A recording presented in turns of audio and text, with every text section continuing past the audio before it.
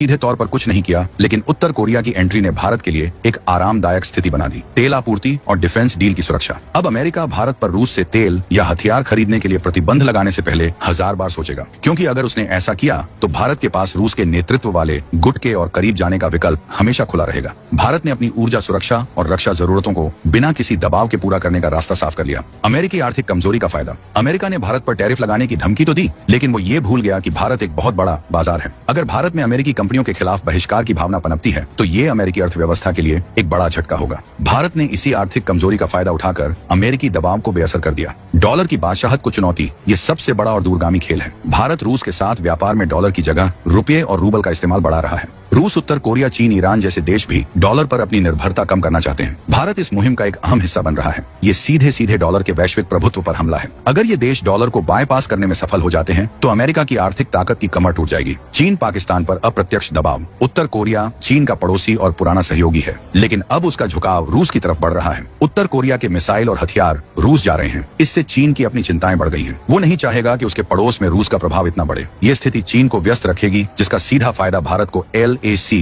यानी line of actual control पर मिलेगा। चीन का ध्यान बंटेगा और भारत को अपनी सीमाओं पर और मजबूती हासिल करने का मौका मिलेगा। भारत के लिए यह स्थिति सिर्फ अमेरिकी दबाव कम करने तक ही सीमित नहीं है। यह अंतर्राष्ट्रीय मंच पर भारत की स्थिति को और भी मजबूत करती है। SCO, शंघाई सहयोग संगठन जैसे बहुपक्षीय मंचों पर जहां रूस, चीन, ईरान जैसे देश सदस्य हैं, वहां उत्तर कोरिया के इस नए समीकरण के बाद भारत की भूमिका एक महत्वपूर्ण वार्ताकार और संतुलन साधने वाले देश के रूप में और भी बढ़ जाएगी। भारत अपने पुराने और मजबूत रूसी संपर्कों के जरिए इस नए एंटी अमेरिका गुट की गतिविधियों और रणनीतियों पर भी गहरी नजर रख सकता है, जो हमारी अपनी खुफिया जानकारी के लिए बेहद महत्वपूर्ण हो सकता है। आर्थिक मोर्चे पर भारत रूस के साथ रुपये रूबल में व्यापार को और बढ़ाकर डॉलर पर अपनी निर्भरता को कम कर सकता है। और एक और अप्रत्यक्ष फायदा है जो चीन और पाकिस्तान पर दबाव बनाता है। उत्तर कोरिया, जिसे चीन का करीबी माना जाता है, अब रूस के साथ सीधे तौर पर जुड़ गया है। उत्तर कोरिया का यह आक्रामक रुख और उसका मिसाइल नेटवर्क चीन के लिए भी एक सिरदर्द है, और यह चीन को अपने उत्तर पूर्वी मोर्चे पर व्यस्त रखता है, जिससे भारत को LAC पर कुछ हद तक रणनीतिक राहत मिल सकती है। कुल मिलाकर जो स्थिति पहली नजर में एक नए विश्व युद्ध का खतरा लग रही है, वो असल में भारत के लिए एक बहुआयामी रणनीतिक अवसर लेकर आई है। भारत ने अपनी स्वतंत्र और सधी हुई विदेश नीति से यह साबित कर दिया है कि वो किसी के दबाव में आए बिना अपने राष्ट्रीय हितों को साधना जानता है और वैश्विक शतरंज की बिसात पर एक बहुत ही चतुर खिलाड़ी है। तो आपको क्या लगता है, क्या रूस और उत्तर कोरिया की यह नई दोस्ती भारत के लिए एक छिपा हुआ वरदान है जिसने अमेरिका को बैकफुट पर धकेल दिया है? और क्या भारत इस मौके का फायदा उठाकर दुनिया की एक नई महाशक्ति के रूप में उभरेगा? अपनी राय कमेंट्स में जरूर बताएं।